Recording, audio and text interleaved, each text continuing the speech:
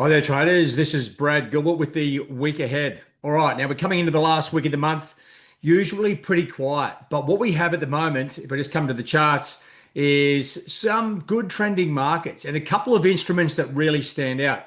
Now, the tricky part, right? We had the Fed. The statement was quite dovish, and on the charts, right, you see these blips where the dollar just dipped down. Okay, euro up, sterling up, Aussie up. But then within the hour, it started to trickle lower because we had the press conference and it was not as dovish as the statement was. So there was a big unwind of sort of bets on what the Fed will be doing next, right? And don't be mistaken, if you didn't get it, it's not exactly clear. And it's not until a few days later that the market reflects on it and goes, yeah, okay, so the statement was a little bit dovish, but the rest of it wasn't. Now, that doesn't mean the Fed aren't cutting rates, but the initial premise was that well, they were going to cut, be dovish, come out and sort of look for more rate cuts. Now, there's still a couple of rate cuts factored into the end of the year, but we need the more data to sort of work out what's going on.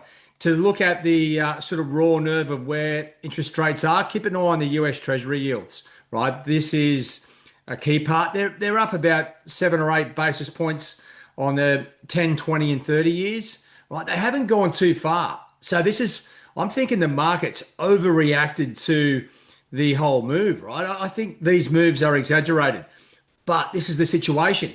We are still seeing sterling borrowing through the roof. They've got a big budget coming out. It looks like it's going to be tricky as. So sterling is under the pump. Now, also Kiwi, right? We had the GDP numbers. Big lesson there. Even with GDP numbers, like there's not many numbers come out of New Zealand. And you know what? I feel like a bit of a goose because I just didn't take the time to have respect for the numbers because you know what? Surprise, surprise, they come out double or triple worse than expected.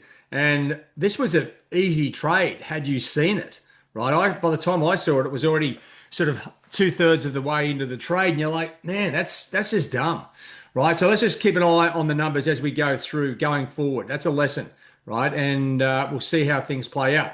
But so the dollar, right? It's not like the dollar's going up as in dollar strength because we got great US fundamentals. The fundamentals are still a little bit shaky, right? But what we do have is we have the market getting really caught up in a big dollar sell off and then it squares up. So today we got the PCE price index, or not today, this week, which may sort of sort things out. We want to be keeping a close eye on that, right? And sterling with the big correction in the bonds. Well, actually, the bond markets, if you look at the news, they are sort of really coming into the forefront, right? You've got, with the issues in New Zealand, if I just come over here to the global bonds page, the yields in New Zealand sort of really dropping off the radar as well. You've got to obviously keep an eye on the US rates to see what the dollar's doing. And then you've got the gilts, right? UK bonds for those who are sort of getting confused with the names. So there's sort of things happening. So still, interest rates are at the forefront, and that's good for us, right? Now I know a lot of you may not know too much about the structure of it and the bonds. Obviously, the courses are there to help with that. But let's just come back in and have a look around. What we should be looking for now this week, right? How does it shape up? Well, Monday, and I've just got the calendar here set to sort of medium to high impacting.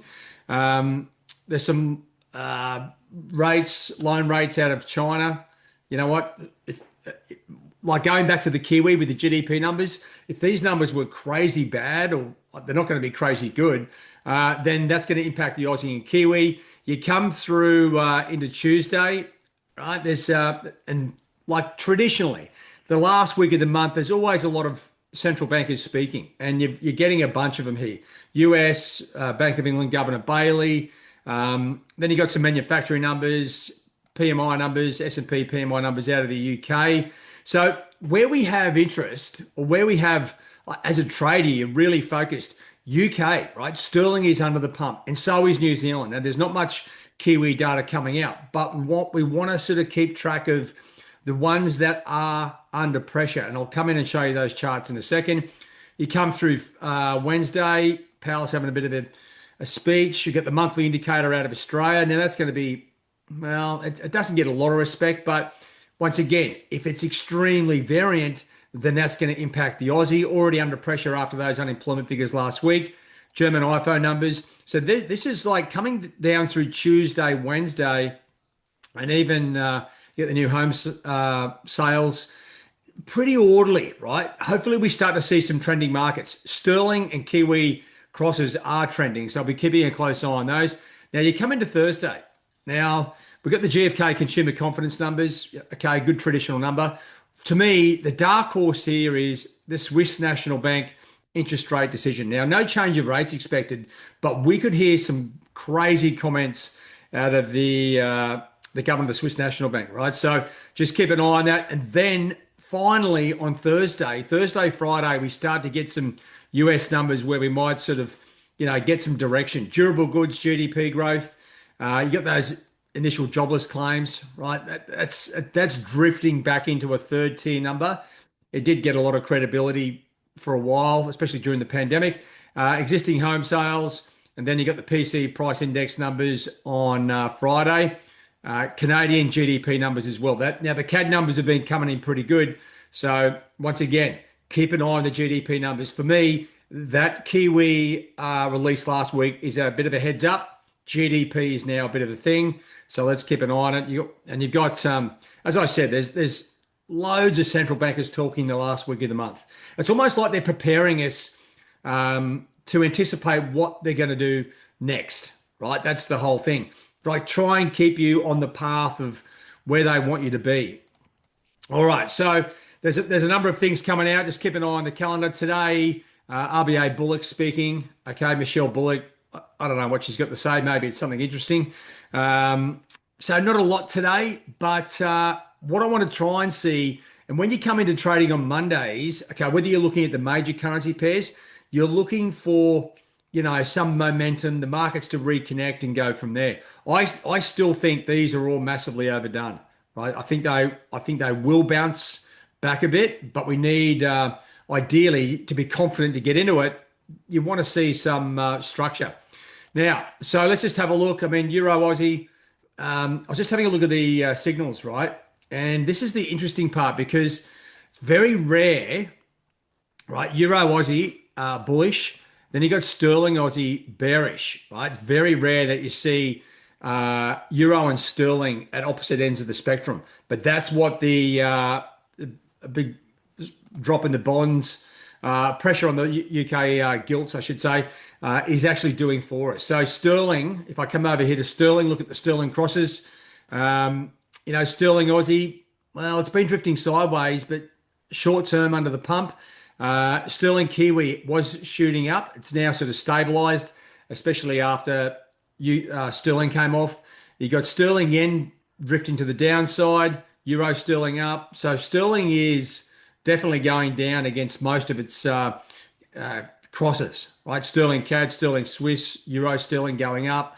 Obviously, Sterling going down there. And then you come back in, I've got to be looking at the Kiwi crosses all week because this is still fresh in the minds of everyone and readjustments in the positioning of the Kiwi. Kiwi Swiss down, Euro Kiwi up. Well, Sterling Kiwi is probably the odd one out, right? Because you got weakness in Sterling and you got weakness in Kiwi. So maybe that's a little bit of a tricky one. But check out that bounce off that support trend line. Pretty savage. Kiwi CAD and also getting pummeled there as well. So to me, like Euro, I mean, not Euro. Well, Euro, actually, you're right. Euro is actually holding up quite well. So maybe Euro crosses, buying those. If you're looking across the board, Sterling and Kiwi crosses are definitely in play, right? So just keep an eye as we go through this. And you can see on the signals alone, you get a lot of Sterling pairs, right? They are going down. Sterling Aussie. I mean, hard to get short Sterling Aussie when, you know what, Aussie's sort of under pressure as well, but Sterling's under more pressure. So anyway, we've got the signals. Let's work with what pairs are showing clear direction. Sterling down, Kiwi down, I think Euro even up or steady. And the major currency pairs, what are they doing? Well, this is the thing. and the signals will tell us. The market or the market itself, the major currency pairs are all still uncertain. That's what I love about the live signals. It tells us when things are on, and it tells us when the markets are sort of discombobulating a bit, right? It's a bit of a repositioning. As I said, I think the US dollar up move is overdone. I think it's not over, but it's definitely, it doesn't make sense from here, right? Except for sterling going down, Aussie going down, Kiwi going down. We had weak data out of each of those locations last week. Well, actually, the UK was more bonds. We did have decent retail sales figures, so a little bit tricky. Let's wait for momentum to come back into the market, and then start to look to pick these things off. Right? It's the way ahead. Monday as well. Just check your long-term charts, right? You can still see a lot of these majors are still going up. Euro up, sterling up. Aussie is now going up. Kiwi, well, it's sort of neutralized. Dollar CAD drifting sideways. The Beast also sideways.